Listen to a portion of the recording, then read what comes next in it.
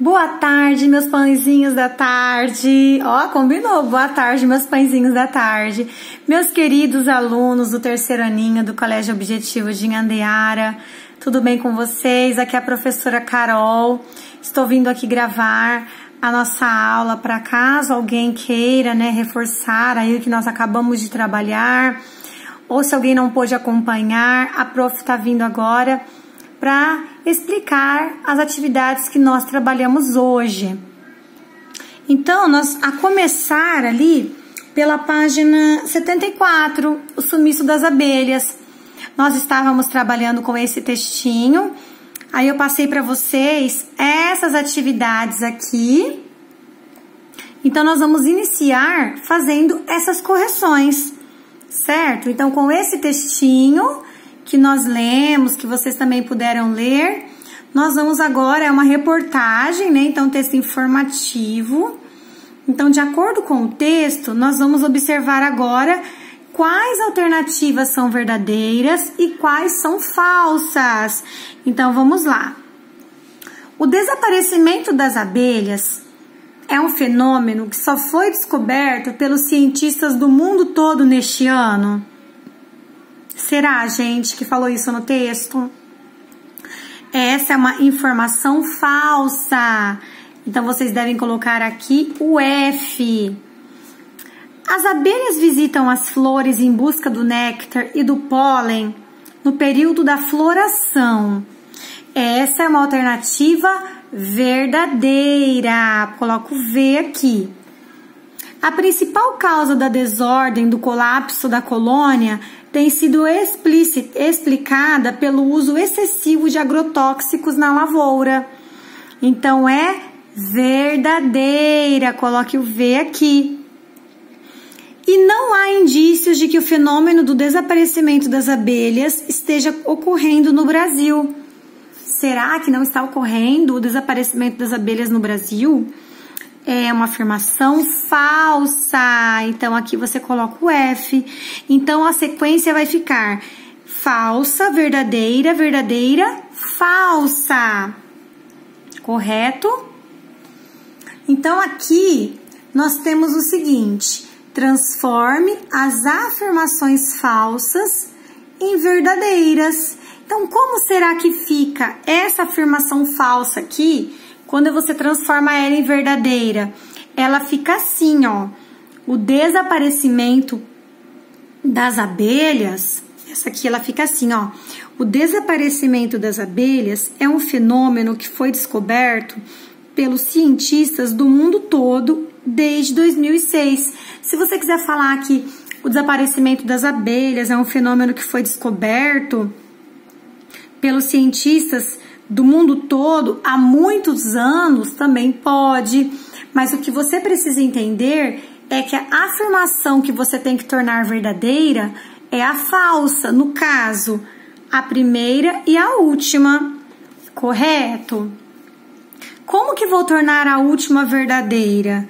Falando assim, ó, o fenômeno do desaparecimento das abelhas também está sendo percebido no Brasil, porque aqui fala que não há indícios de que esse fenômeno está ocorrendo no Brasil, mas como isso é falso, você tem que falar que o fenômeno do desaparecimento das abelhas também está sendo percebido no Brasil, certo?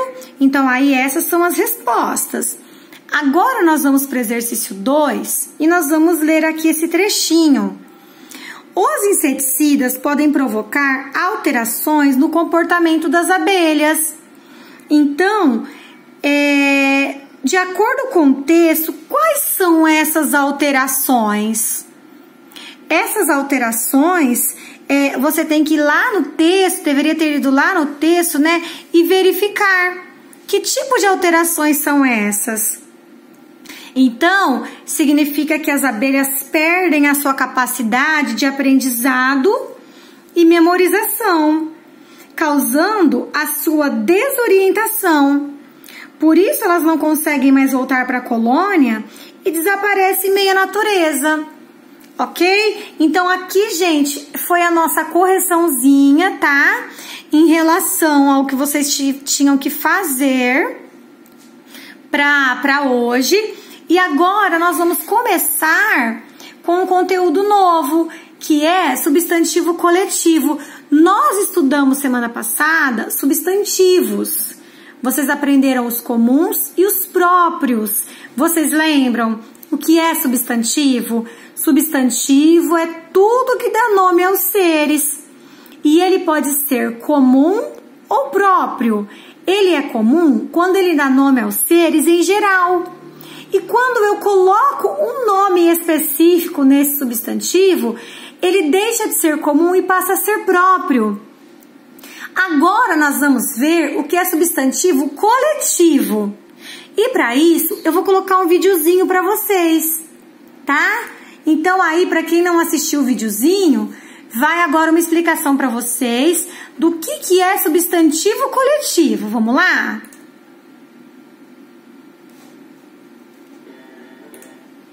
Oi, tudo certo? Eu espero que sim. Mas, se as coisas não estiverem tão legais, eu tenho novidades que vão tirar você desse marasmo e te fazer esquecer dos problemas. O que eu tenho para te mostrar hoje é importantíssimo, é divertido, é substantivo coletivo! Como já sabemos, os substantivos dão nome a tudo o que existe. Animais, lugares, objetos, sentimentos e pessoas. Os substantivos se subdividem em várias classes. E algumas delas nós já estudamos aqui. Lembra-se dos substantivos próprios e comuns? O seu nome, o meu nome, o nome do Quito, do nosso país, todos eles são substantivos próprios.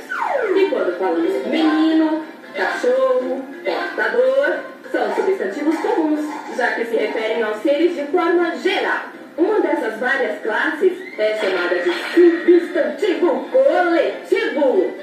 Esse tipo de substantivo é muito interessante pelo simples fato de utilizar palavras escritas no singular para representar um conjunto de seres de uma mesma espécie. Esses conjuntos podem ser formados pelas coisas mais diversas que você possa imaginar.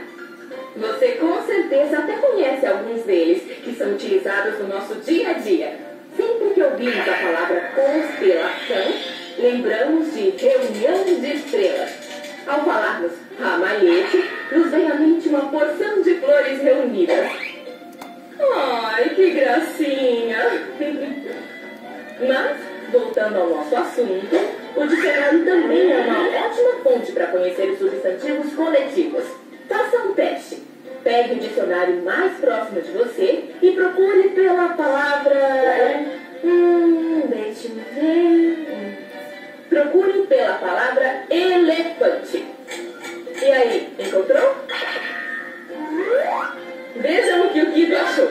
Elefante. Mamífero paquiderme da família dos elefantídeos de tromba. As patas com 5 dedos. É o maior mamífero terrestre atual, chegando a pesar mais de 3 toneladas. Coletivo, manada. Bingo! O coletivo de elefante é manada. Viram como é simples? Mas não custa reforçar, né? O substantivo coletivo representa um conjunto de elementos de uma mesma espécie. Agora que vocês já sabem o que tal conhecermos mais alguns substantivos coletivos? Vejam só, uma alcateia! Muitas abelhas, cuidado! Quito, é pichame!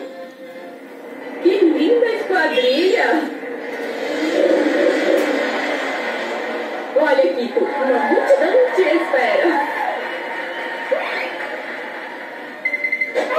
Vejo até a matilha. Depois de tanta agitação, nada como repousar em uma cordilheira e ver a revoada que brinca nos ares. E com esta linda imagem, vamos terminar nossa aula sobre substantivos coletivos. Lembrando que existem muitos outros. É uma lista imensa, porém, não se preocupem em decorá-los. Procurem ler muito e vocês naturalmente começarão a assimilar muitos coletivos. E sempre que pintar uma dúvida, não hesitem. Procurem a biblioteca mais próxima, peguem um bom dicionário e pesquisem. Tchau!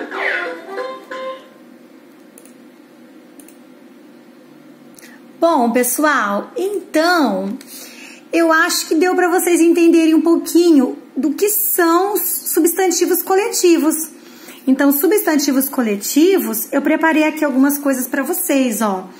É o substantivo comum que nomeia um conjunto de seres, como vocês viram lá, né, no videozinho. Por exemplo, um conjunto de peixes, eu vou chamar de cardume. Um conjunto de estrelas, eu vou chamar de constelação. Um conjunto de borboletas, eu vou chamar de paná-paná.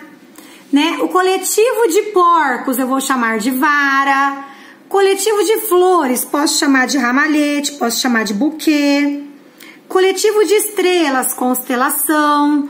Coletivo de abelhas, enxame. O coletivo de uvas ou de bananas, posso chamar de cachos ou de penca. Coletivo de alho ou cebola, vou chamar de réxia. Coletivo de soldados, batalhão. Coletivo de livros, biblioteca. Coletivo de árvores, né? Eu posso chamar de arvoredo, de alameda. Coletivo de brinquedos, choldra. Então aqui eu trouxe alguns para que vocês conhecessem, mas existem muitos outros. E como vocês viram mesmo ali no videozinho, não precisa ficar se preocupando em decorar. É algo que conforme você vai conhecendo, você vai aprendendo gradativamente, certo? Então agora, nós vamos lá na página 76, análise e reflexão sobre a língua. Olha só, para falar dos coletivos, chamo toda a bicharada. Alcateia é de lobos, de elefantes é manada, o de peixes é cardume e de bois é a boiada. Assim é o coletivo desses belos animais. Quando o bicho vive junto, com carinho, amor e paz, natureza está mostrando que união é bom demais. Muitos cães fazem matilha, com um líder no comando. Os cavalos formam tropa, passarinhos formam bando, gatos formam gataria e adoram ir miando. Então, olha que legal, aqui em negrito, vocês já aprenderam um pouquinho que o conjunto de lobos nós chamamos de alcateia, de elefantes é manada, de peixes é cardume e de bois é boiada. Então, aqui agora, vocês vão ter uma atividade para fazer. Vocês vão ter os substantivos coletivos e vocês vão indicar no singular um conjunto de seres que indicam os seres da mesma espécie. Então, vocês vão pegar com cores diferentes, vocês vão pintar os pares, o substantivo coletivo e o substantivo comum que faz parte desse substantivo coletivo. Então, por exemplo, banana. Qual é o coletivo de banana? É penca. Então, você, por exemplo, escolhe a cor verde. Aí você pinta a banana de verde e penca de verde. E assim você vai fazendo com os demais. Por exemplo, qual é o coletivo de abelha? Qual é o coletivo de pessoas? Aí você pinta o substantivo comum e o coletivo dele. Correto? Depois aqui, você vai seguindo as cores, você tenta descobrir o nome dos substantivos coletivos para lá na página 78, você poder colocar aqui, dentro desses espaços, o coletivo de elefante, o coletivo de livros. Então, cada um desses aqui, se você já souber, você já pode vir aqui escrever. Ou então, você pode se ir guiando pelas cores, né? Então, aqui você vem na cor preta, banda. Qual aqui que é o coletivo que chama-se banda? É esse. Então, você vem aqui e coloca banda. Correto? Depois você vai ter aqui um caça-palavra, uma cruzadinha, né? Essa cruzadinha, ela deve ser feita assim, ó.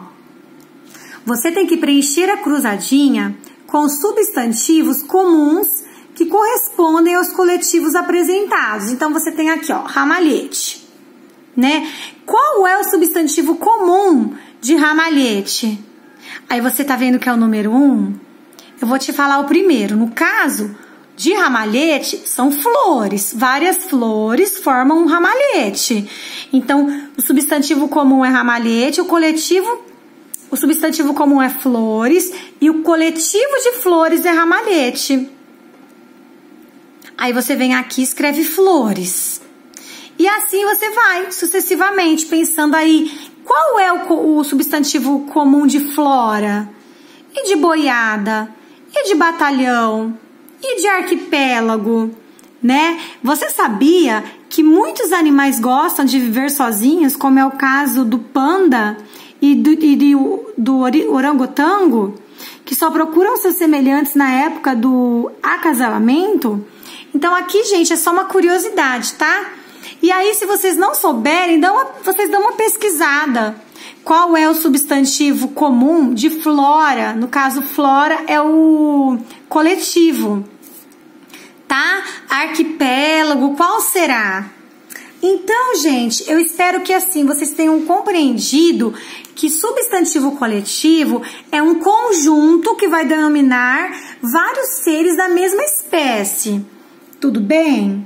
Então agora nós vamos aprender um gênero textual que chama-se roteiro de visita, tá? Roteiro de visita é quando você escreve um texto para você poder visitar um local que tem muitos pontos para conhecer e que provavelmente sem um roteiro você não consiga conhecer tudo, às vezes você pode se perder. Geralmente nós usamos roteiro de visita para viagens, para visitas em museus, em parques, em zoológicos, né? Então aqui nós vamos ter um roteiro de visita sobre o Zoológico de São Paulo. Então olha só, animais de diferentes espécies, pesquisa e diversão em um mesmo lugar. Sim, conhecer o Parque Zoológico de São Paulo é um ótimo programa para todas as idades. Eu não conheço o zoológico, eu conheço o aquário. Também é um local maravilhoso e também precisa de um roteiro de visita.